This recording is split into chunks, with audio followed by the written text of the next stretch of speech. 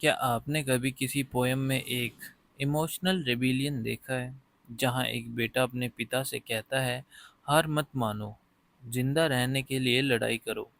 आज हम समझेंगे एक ऐसी पोयम जो हर स्टूडेंट के दिल को छू जाएगी। डिलन थॉमस की do not go gentle into that good night. Dylan Thomas एक मशहूर वेल्स पोएट थे जिनका जन्म 27 अक्टूबर 1914 को स्वैनसी, वेल्स में हुआ था। उनका काम emotional imagery, music like language और डीप इमोशंस के लिए जाना जाता है। ये पोएम उन्होंने अपने फादर के फाइनल डेज में लिखी थी, एक इमोशनल रिक्वेस्ट के रूप में। ये पोएम 1947 में लिखी जब उनके पिताजी बीमार थे, और ये पोएम पब्लिश हुई थी 1951 में। ये एक विलन एली फॉर्म की पोएम है, जिसमें कुछ लाइंस बार बार रिपीट होती हैं, और इसका सेंट्रल मैसेज है जिंदगी के अंतिम पल तक जीवन के लिए लड़ना चाहिए। तो चलिए पोएम को शुरू करते हैं। Stanza first. उस शांत और अच्छी लगने वाली मौत की रात में चुपचाप मत चले जाओ।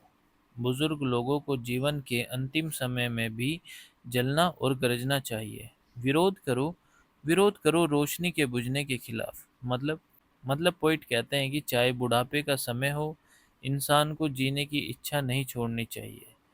हमें जिंदगी के अंतिम पल तक हार नहीं माननी चाहिए। Stanza two. समझदार लोग जानते हैं कि मौत एक नेचुरल चीज है, लेकिन क्योंकि उनकी बातें दुनिया में बिजली की तरह असर नहीं कर पाई, वो भी चुपचाप मौत को एक्सेप्ट नहीं करते। पोइट कहते हैं, वाइस लोग भी जीवन के अंतिम समय में जीने की चाह नहीं छोड़ते, क्योंकि उन्हें लगता है कि उनका इम्पैक्ट दुनिया पर अभी पूरा नहीं हुआ।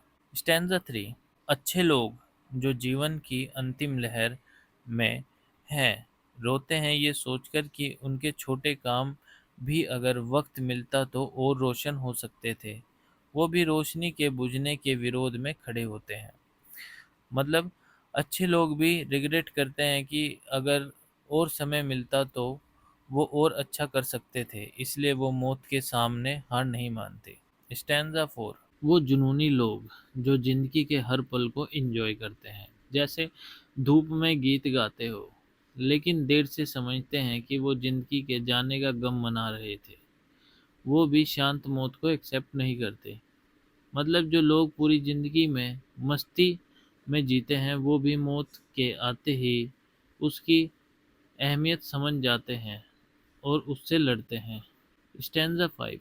गंभीर लोग जो मौत के करीब हैं, एक ऐसी नज़र से देखते हैं जहां उनकी अंधी आंखें भी मेटियोर्स की तरह चमक सकती है। वो भी रोशनी के बुझने के खिलाफ विरोध करते हैं। मतलब अंतिम समय में भी लोगों को जिंदगी का असली रूप दिख जाता है, और तब वो उसे छोड़ना नहीं चाहते। स्टैंजा 6।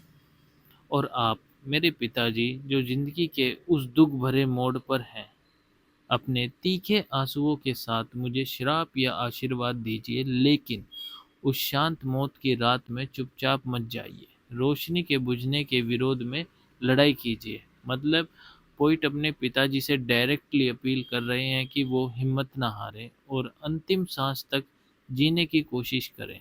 तो दोस्तों, जिंदगी एक रोशनी है और मौत उस रोशनी का बुझना। डिलन थॉमस हमें सिखाते हैं कि हर पल जीना है, चाहे हम समझदार हों, अच्छे हों या थके हुए हों। तो दोस्तों, कभी भी चुपचाप हार मत मानो, विरोध करो रोशनी के बुझने के खिलाफ। तो मैं उम्मीद करता हूँ मैं आपको अच्छी तरीके से समझा पाया हूँगा। मिलते हैं नेक्स्ट वीडियो में, तब तक के लिए गुड बाय।